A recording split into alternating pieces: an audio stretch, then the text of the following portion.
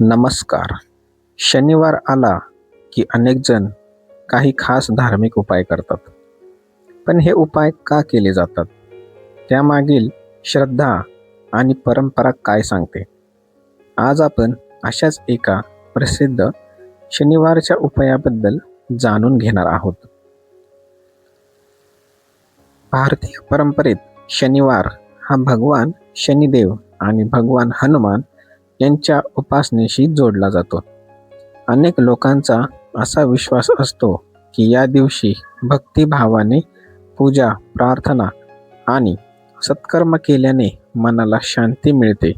तसेच जीवनातील अनेक अडचणींना सामोरे जाण्याचे बळ देखील मिळते. काही पारंपरिक उपाय. लोक परंपरेनुसार शनिवारी सकाळी किंवा संध्याकाळी हे उपाय करा. स्नान करून स्वच्छ वस्त्र परिधान करून शनिदेव किंवा हनुमान मंदिरात जाऊन दर्शन घ्यावे. तसेच तिळाच्या तेलाचा दिवा लावावा. ओम शं शनेश्वराय नमः किंवा हनुमान चालीसा श्रद्धेने म्हणा.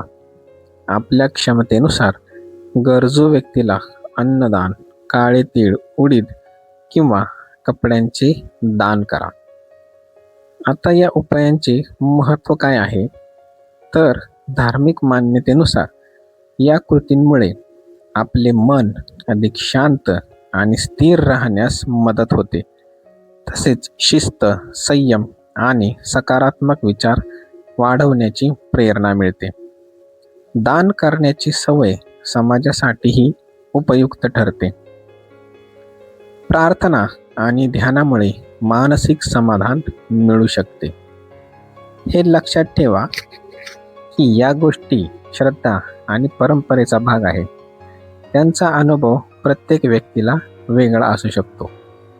पण यातील महत्त्वाचा संदेश असा आहे की फक्त उपाय करून सर्व समस्या दूर होतील अशी अपेक्षा ठेवू नका.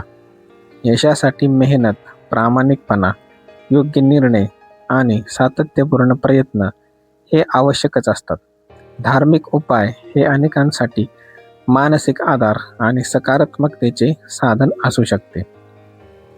श्रद्धा असेल तर उपासना मनापासून करा, पण त्यासोबत चांगली कर्मे, प्रामाणिक मेहनत आणि इतरांना मदत करण्याची वृत्तीही जोपासा.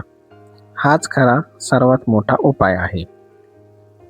अशाच धार्मिक, ज्योतिष आणि प्रेरणादायी व्हिडिओसाठी आमच्या चॅनलला सबस्क्राईब करा. हा व्हिडिओ आवडला असेल तर लाईक करा आणि तुमचे मत कमेंटमध्ये नक्की सांगा.